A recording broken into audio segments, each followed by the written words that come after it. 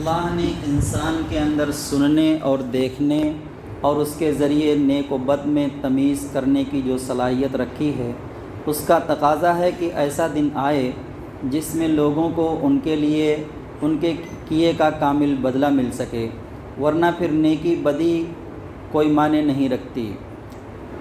فرمایا قسم ہے قیامت کی، قسم ہے ملامت کرنے والے ضمیر کی، کیا انسان سمجھتا ہے کہ ہم اس کی ہڈیوں کو جمع نہ کر سکیں گے؟ کیوں نہیں، ہم تو اس کی انگلیوں کی پور پور تک ٹھیک ٹھیک بنا دینے پر قادر ہیں۔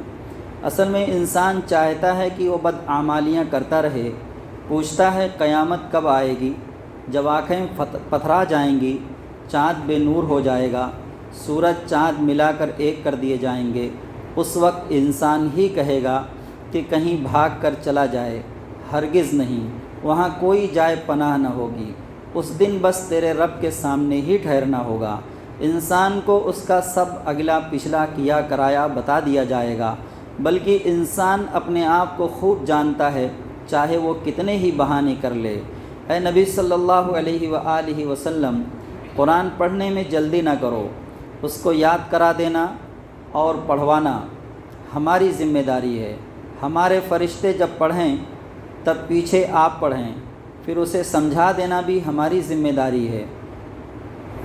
یہ جملہ معترضہ کے طور پر بیچ میں بات آئی، ورنہ آپ نے محسوس کیا ہوگا کہ بات کچھ دوسری چل رہی ہے اور ایک موضوع بدل جا رہا ہے۔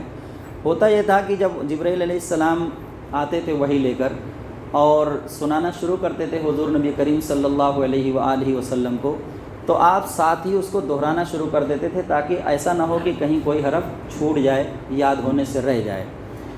تو یہاں پر اللہ تبارک تعالیٰ نے آپ کو تسلی دی اور کہا کہ آپ جلدی نہ کریں، جو ہمارے فرشتے پڑھ رہے ہیں اس کو آپ دھیان سے سنیں، اس کے پیچھے پیچھے پڑھیں، اور اللہ تبارک تعالیٰ نے اس کا ذمہ لیا ہے کہ اس کا پڑھوا دینا، اس کا یاد کرا دینا، اس کے معنی مطالب کا سمجھا دینا، یہ سب ہماری ذمہ داری ہے۔ یعنی جو تفاسیر حضور نبی کریم صلی اللہ علیہ وآلہ وسلم سے آیتوں کے ضمن میں وارد ہوئی ہیں، وہ اپنی مرضی سے آپ نے کچھ نہیں کہا ہے، بلکہ وہ سب اللہ نے بتائی ہے۔ تم لوگ دنیا کو پسند کرتے ہو، آخرت کو بھولے بیٹھے ہو۔ اس روز کچھ چہرے تر و تازہ ہوں گے، اپنے رب کو دیکھ رہے ہوں گے، کچھ چہرے اداس ہوں گے، سمجھ رہے ہوں گے کہ ان کے ساتھ برا برتاؤ کیا جائے گا۔ ہرگز نہیں، جب جان حلق میں اٹک جائے اور کہا جائے کوئی ہے علاج کرنے والا، اور سمجھ میں آ جائے کہ اب دنیا سے رخصت ہونا ہے، پڈلی کھنچ جائے، وہ دن ہوگا تیرے رب کی طرف روانگی کا، مگر اس نے اس باتوں کو نہ سچ مانا، نہ نماز پڑھی، بلکہ جھٹلایا اور چلا گیا، پھر اکڑتا ہوا گھر والوں کی طرف چل دیا۔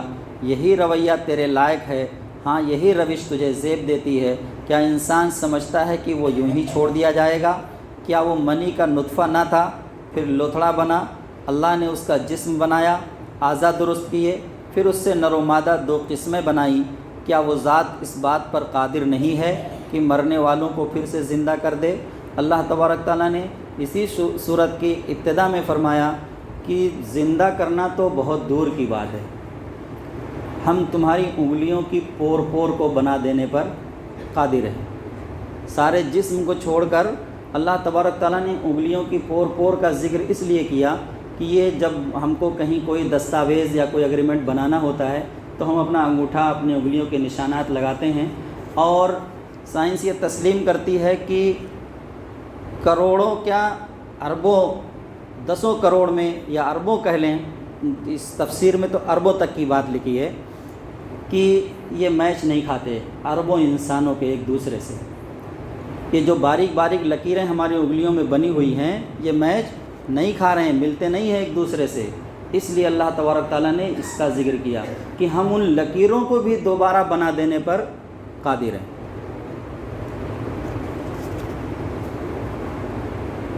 بیچ میں سورہ دہر ہے جس کا خلاصہ چھوٹ گیا، لگتا ہے اس میں ہے نہیں، تو مختصراً اس کا بھی ہم ذکر کرتے چلتے ہیں۔ اللہ تبارک تعالیٰ نے سورہ دہر کے اندر سب سے پہلے تو انسان کی تخلیق کا ذکر کیا، اللہ تبارک تعالیٰ نے فرمایا کہ انسان کے اوپر ایک دن ایک مرحلہ ایسا گزرا ہے کہ جب وہ کوئی قابل ذکر چیز تھا ہی نہیں. ایک منی کا قطرہ جس سے انسان کا وجود ہوتا ہے، وہ کوئی ایسی چیز ہے جس کا ذکر کیا جائے. اس سے انسان، اللہ تبارک تعالیٰ نے یہی سلسلہ انسان کی پیدائش کا دنیا میں رائج کیا ہوا ہے. تو کہا انسان کے اوپر ایک دن ایسا گزرا ہے کہ وہ کوئی قابل ذکر چیز تھا ہی نہیں. پھر ہم نے اس کو پیدا کیا اور پھر اس کے بعد اس کو سننے اور دیکھنے کی صلاحیت دی. یہ دو صلاحیتیں ایسی ہیں جن سے انسان سب سے زیادہ چیزوں کو پہچانتا ہے، جانتا ہے، سمجھتا ہے. اس لیے اللہ تبارک تعالیٰ نے اس صفت کا ذکر بار بار قرآن کے اندر کیا ہے، دیکھنا اور سننا.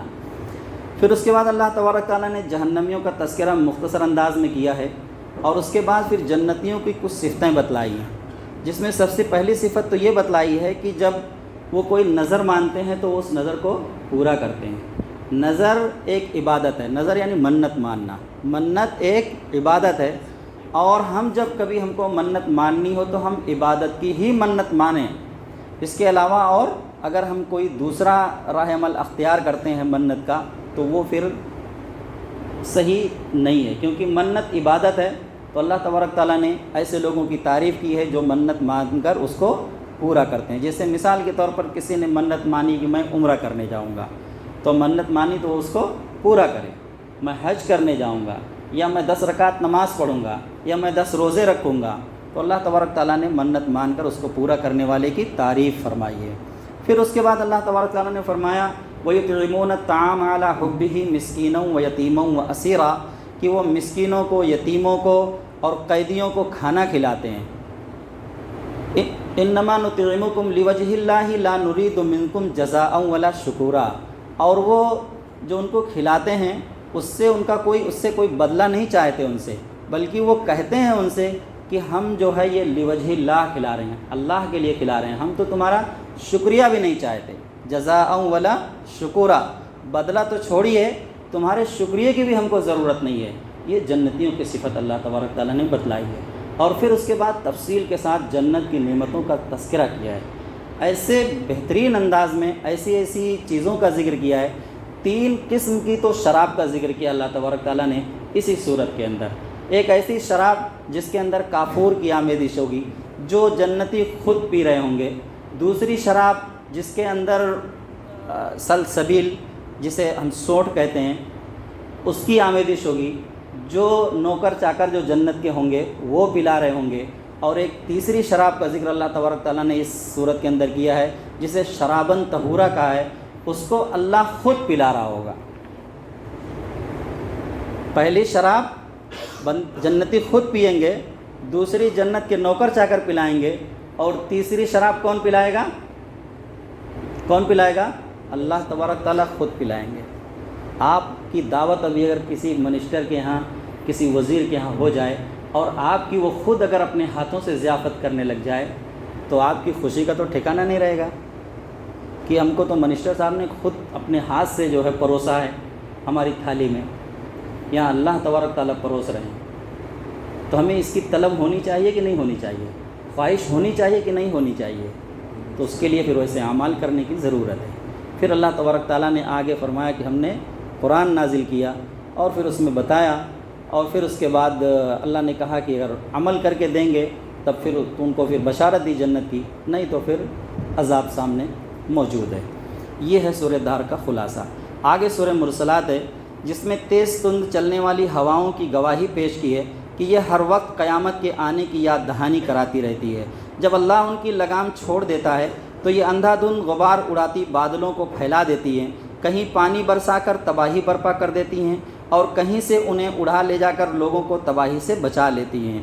اس طرح کہیں نافرمانی کے عذاب میں مبتلا کیے جانے کی یاد دہانی کراتی ہیں اور کہیں اللہ کی شکر گزاری، اس کی ربوبیت اور آدمی کی جوابداری کی ذمہ داری کو یاد دلاتی ہیں. بس اسی طرح ایک دن آسمان پھٹ پڑے گا، پہاڑ ریزہ ریزہ ہو جائیں گے. وہی دن فیصلہ کا دن ہوگا. جھٹلانے والوں سے کہا جائے گا چلو اس دھوئیں کی طرف جو 3 طرفوں میں چھپا ہوا ہے، اور بس وہی طرف بچی ہوئی ہوگی. جس طرف سے مجرموں کو رگیت کر لایا جا رہا ہوگا۔ یہ ہے فیصلے کا دن، ہم نے تم کو بھی اور تم سے پہلوں کو بھی آج جمع کر لیا ہے، تو کیا آج تمہارے پاس بچاؤ کے لیے ہے کوئی داؤ؟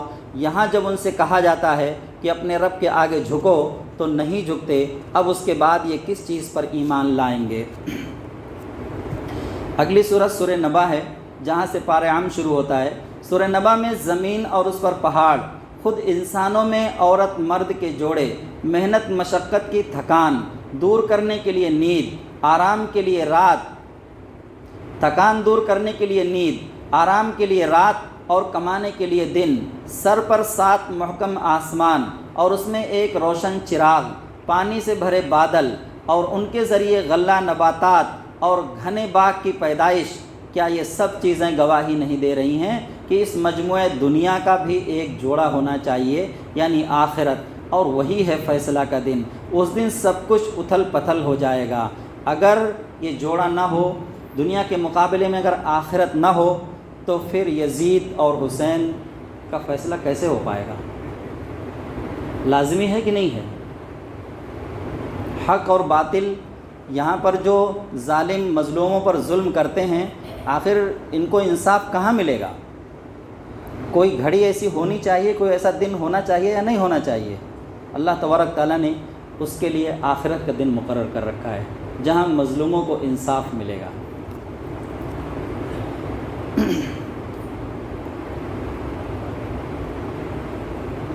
اس مجموعہ دنیا کا بھی ایک جوڑا ہونا چاہیے، جہاں یعنی آخرت، اور وہی ہے فیصلہ کا دن۔ اس دن سب کچھ اتھل پتھل ہو جائے گا اور جہنم اچانک سرکشوں کا ٹھکانہ بن کر سامنے آ جائے گی، اور جنہوں نے روز جزا سے ڈرتے ہوئے زندگی گزاری ہوگی وہ بے اندازہ عیش میں ہوں گے اور اپنی نیکیوں کا پورا پورا بدلہ پائیں گے۔ اس روز اللہ کے ہاں کوئی اس بات کی اجازت کے بغیر کسی کے لیے سفارش کی ہمت نہیں کرے گا، اور جو اجازت کے بعد بولے گا تو بالکل سچ سچ بولے گا۔ سرکش اس روز بدبختی سے سر پیٹ لیں گے، کاش ہم مٹی ہی میں رہے ہوتے، ہمارا وجود ہی نہ ہوتا۔ ہم تمہیں اس عذاب سے ڈرا رہے ہیں جو قریب آ لگا ہے، جس روز آدمی وہ سب کچھ دیکھ لے گا جو اس نے دنیا میں کیا ہے، اور انکار کرنے والا یعنی کافر کہے گا کہ کاش میں مر کر مٹی میں ملا رہتا اور کبھی اٹھایا نہ جاتا۔ سورہ نازیات، سرکش صرف اس وقت تک خدا کے عذاب سے محفوظ ہیں جب تک اس نے مہلت دے رکھی ہے۔ وہ جب حکم دے گا، یہی ہوائیں اور بادل جو زندگی کا لازمہ ہیں قہر الہی بن جائیں گی۔ جب وہ ہنگامہ عظیم برپا ہوگا، انسان اپنے کرتوتوں کو یاد کرے گا، جہنم کھول کر رکھ دی جائے گی۔ جس نے خدا کے مقابلے سرکشی کی، دنیاوی زندگی کو ترجیح دی، دوزخ ہی اس کا ٹھکانہ ہوگی۔ جس کو ڈر ہے کہ خدا کے سامنے کھڑا ہونا ہے، نفس کی برائیوں سے اپنے آپ کو روکے رکھے گا، جنت اس کا ٹھکانہ ہوگی۔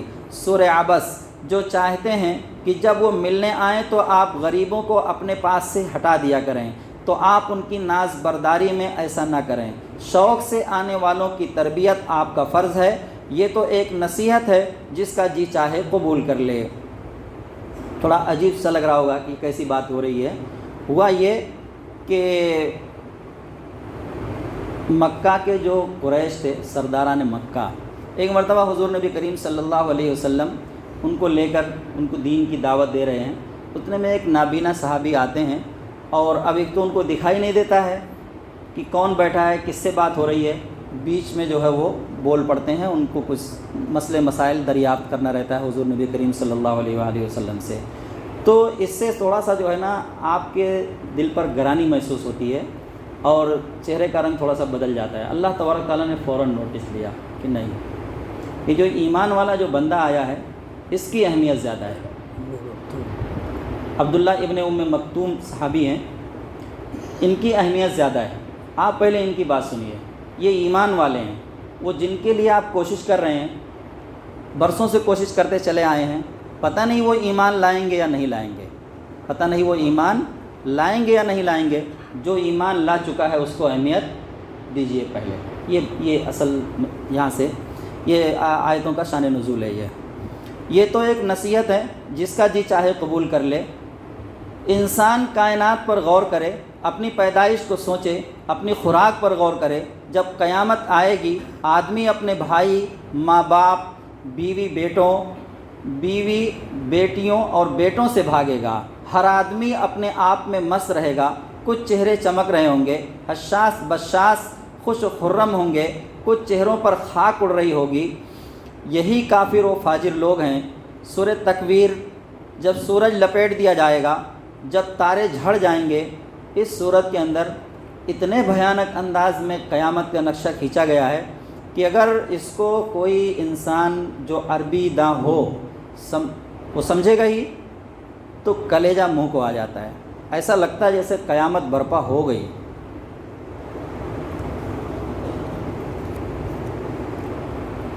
جب سورج لپیٹ دیا جائے گا، جب تارے جھڑ جائیں گے، جب پہاڑ ہلنے لگیں گے، جب گابھن اونٹنی سے لوگ غافل ہو جائیں گے، جب وحشی جانور جمع کیے جائیں گے، جب سمندر میں آگ لگا دی جائے گی، جب روح جسموں سے جوڑی جائے گی، جب زندہ درگور کی گئی بچی سے پوچھا جائے گا کہ تجھے کس جرم میں زندہ دفن کیا گیا، جب اعمال نامے کھولے جائیں گے، جب آسمان کا پردہ ہٹا دیا جائے گا، جب ہر طرف نفسا نفسی ہوگی، کسی کو کسی کی خبر نہ ہوگی، انسان اور وحشی، دوست اور دشمن ہول کے مارے اکٹھا ہو جائیں گے، اور جب جہنم دہکائی جائے گی اور جنت قریب لے آئی جائے گی، اس وقت ہر شخص جان جائے گا کہ وہ کیا لے کر آیا ہے۔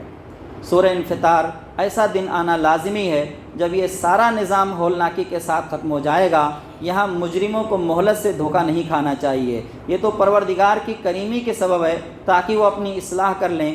خدا نے تم پر معزز لکھنے والے نگراں مقرر کر رکھے ہیں جو تمہارے ہر فعل کو جانتے ہیں۔ بے شک نیکوکار عیش میں ہوں گے اور نابکار دوزخ میں۔ اس دن کوئی جان کسی دوسرے جان کے لیے کچھ نہ کر سکے گی، فیصلہ اس دن بالکل اللہ کے اختیار میں ہوگا۔ سورہ مطففین، اس میں عام بے ایمانی پر گرفت کی گئی ہے کہ دوسروں سے لینا ہو تو پورا پورا ناپ تول کر لیں اور دینا ہو تو ڈنڈی مار دیں۔ یہ بددیانتی آخرت کے محاسبہ سے غفلت کا نتیجہ ہے۔ ڈنڈی ماروں کے اعمال پہلے ہی سے مجرموں کے رجسٹر میں درج ہو رہے ہیں اور انہیں سخت عذاب کا سامنا کرنا ہوگا، اور نیک لوگوں کے اعمال بلند پایا لوگوں کے رجسٹر میں درج ہو رہے ہوں گے۔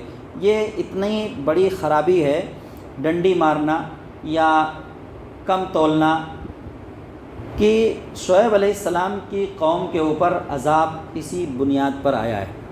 شعیب علیہ السلام کی قوم کے اوپر عذاب اسی بنیاد پر آیا ہے۔ آج کسی نہ کسی انداز میں ہمارے یہاں بھی، ہمارے معاشرے میں بھی یہ چیز پنپ رہی ہے دھیرے دھیرے۔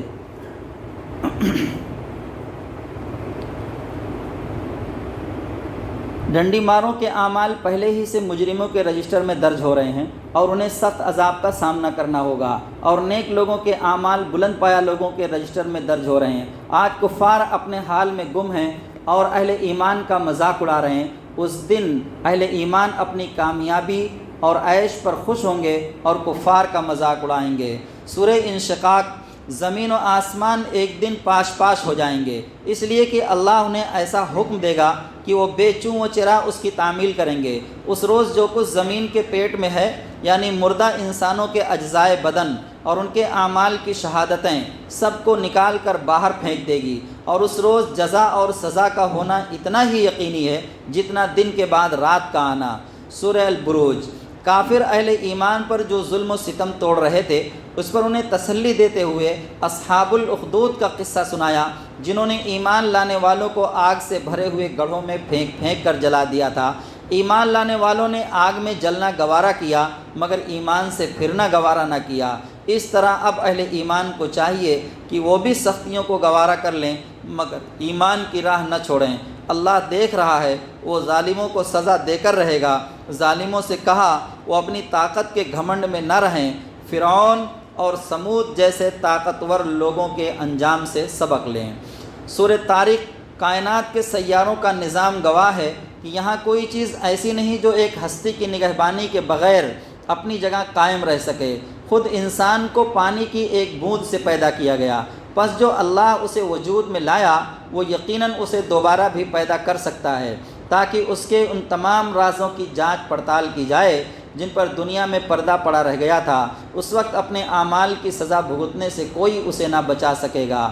خاتمہ پر بتایا کہ کفار سمجھ رہے ہیں کہ اپنی چالوں سے قرآن والوں کو زک دے دیں گے، مگر انہیں خبر نہیں ہے کہ اللہ بھی تدبیر میں لگا ہوا ہے اور اس کی تدبیر کے آگے کفار کی چالیں دھری کی دھری رہ جائیں گی۔ سورہ اعلیٰ۔ اللہ کے ہر کام میں ایک ترتیب اور تدریج ہے جو تمام تر اس کی حکمت پر مبنی ہے۔ جس طرح زمین کی نباتات آہستہ آہستہ گنجان و سرسبز ہوتی ہے، اسی طرح اللہ کی یہ نعمت قرآن بھی آپ پر درجہ بدرجہ نازل ہوگی، یاد کرائی جائے گی، اور آپ اس کے ایک ایک حرف کو بھی نہیں بھولیں گے۔ اسی طرح پیش آنے والی مشکلات کے اندر سے بھی وہی آہستہ آہستہ نکالے گا۔ بتایا کہ تبلیغ کا طریقہ یہ ہے کہ جو نصیحت سننے اور قبول کرنے کو تیار ہو اسے نصیحت کی جائے، اور جو اس کے لیے تیار نہ ہو اس کے پیچھے نہ پڑا جائے۔ لوگوں کو ساری فکر بس اسی دنیا کے آرام کی ہے، حالانکہ اصل فکر آخرت کے انجام کی ہونی چاہیے، کیونکہ دنیا تو فانی ہے اور آخرت باقی ہے، جس کی نعمتیں دنیا سے کہیں زیادہ بہتر اور برتر ہیں۔ سورہ غاشیہ۔ تمہیں اس وقت کی بھی کچھ خبر ہے جب سارے عالم پر چھا جانے والی ایک آفت نازل ہوگی۔ اس وقت انسان کا ایک گروہ جہنم میں جائے گا اور دوسرا بلند جنتوں میں۔ یہ منکرین اپنی آنکھوں کے سامنے کی چیزوں پر بھی غور نہیں کرتے۔ یہ اونٹ جن کے بغیر صحرا میں ان کی زندگی ممکن نہیں، یہ آسمان، پہاڑ اور زمین کیا کسی بنانے والے کے بغیر بن گئے؟ اور جو اللہ انہیں بنانے پر قادر ہے وہ قیامت لانے، انسانوں کو دوبارہ پیدا کرنے اور جزا و سزا دینے پر کیوں قادر نہیں؟ اے نبی صلی اللہ علیہ وآلہ وسلم، یہ لوگ نہیں مانتے تو نہ مانیں، آپ ان پر داروغہ بنا کر نہیں بھیجے گئے کہ زبردستی منوا کر چھوڑیں۔ آپ کا کام تو نصیحت کرنا ہے، سو آپ نصیحت کیے جائیے، آخرکار انہیں آنا تو ہمارے ہی پاس ہے، اس وقت ہم ان سے پورا حساب لے لیں گے۔ سورہ فجر۔ صبح سے رات تک کا سارا نظام گواہ ہے کہ اللہ کا کوئی کام بے مقصد اور مصلحت سے خالی نہیں، تو پھر انسان کی پیدائش بے مقصد کیسے؟ انسانی تاریخ میں عاد و ثمود اور فرعون جو انجینئرنگ کے کمالات اور فوجوں کے مالک تھے، جب انہوں نے سرکشی کی اور حد سے زیادہ فساد پھیلایا تو اللہ نے عذاب کا کوڑا ان پر برسا دیا۔ حقیقت یہ ہے کہ تمہارا رب سرکشوں کی گھات لگائے ہوئے ہے۔ یہاں ہر ایک کا امتحان ہو رہا ہے، جو نہ خود یتیموں اور بے کسوں کا خیال کرتا ہے اور نہ دوسروں کو ان کی ضرورتیں پوری کرنے یعنی فلاحی نظام کو قائم کرنے پر اکساتا ہے، وہ ایک عذاب کا شکار ہو گیا۔ انسان کا حال یہ ہے کہ جب اس کا خدا اسے آزماتا ہے، اسے عزت و نعمت دیتا ہے تو کہتا ہے میرے رب نے مجھے عزت دار بنایا ہے، اور جب وہ اسے آزمائش میں ڈالتا ہے اس کی روزی تنگ کر دیتا ہے تو وہ کہتا ہے کہ میرے رب نے مجھے ذلیل کیا۔ ہرگز نہیں۔ واقعہ یہ ہے کہ تم یتیم کی عزت نہیں کرتے، مسکینوں کو کھانا کھلانے پر اکساتے نہیں، وراثت کا مال اکیلے کھا جاتے ہو، پیسے کی محبت میں گرفتار ہو۔ جب زمین کوٹ کوٹ کر ریزہ ریزہ کر دی جائے گی، تمہارا رب جلوہ فرما ہوگا، فرشتے سب باندھے کھڑے ہوں گے، جہنم سامنے لائی جائے گی۔ اس دن انسان کو سمجھ آئے گی، مگر اب سمجھنا کس کام کا؟ کہے گا کاش میں نے اپنی زندگی میں کچھ نیک کام کر لیا ہوتا۔ پھر اس دن اللہ جو عذاب دے گا ویسا عذاب دینے والا کوئی نہیں، اور اللہ جیسا باندھے گا ویسا باندھنے والا کوئی نہیں، اور جو فرما برداری میں شامل رہا اسے کہا جائے گا چل اپنے رب کی طرف، اب تو اس سے راضی اور وہ تجھ سے راضی، شامل ہو جا میرے خاص بندوں میں اور داخل ہو جا میری جنت میں۔ سورہ بلد۔ اللہ نے مکہ کی زمین کو خوشحالی اور امن کا گہوارہ حضرت ابراہیم علیہ السلام کی دعا اور بیت اللہ کی برکت کی وجہ سے بنایا۔ اسی نے آنکھیں، زبان اور ہونٹ دیے، بھلائی برائی کی تمیز دی۔ اللہ کے احسان کا تقاضا تھا کہ اس کے شکر گزار اور اس کے بندوں کے ہمدرد اور مددگار بنتے، مگر یہ ناشکرے اور مال و نفس کے پجاری بن کر دوزخ کے مستحق بن رہے ہیں، اور جو ایمان لانے والے ایک دوسرے پر صبر اور ہمدردی کی نصیحت کرنے کی سعادت پا رہے ہیں، وہی برکت اور خوش قسمتی کے مستحق ہیں۔ بقیہ صورتوں کا خلاصہ انشاءاللہ کل اور پرسوں ملا کر ہمارے سامنے آ جائے گا۔ اللہ تبارک تعالیٰ سے دعا ہے کہ اللہ تعالی ہم سب کو قرآن پڑھنے، اس کو سمجھنے اور اس پر عمل کرنے کی توفیق عطا فرمائے۔ ربنا تقبل منا انک انت السمیع العلیم وتب علینا انک انت التواب الرحیم۔ صلی اللہ تعالی علی خیر خلقہ محمد وعلی آلہ واصحابہ اجمعین برحمتک یا ارحم الراحمین۔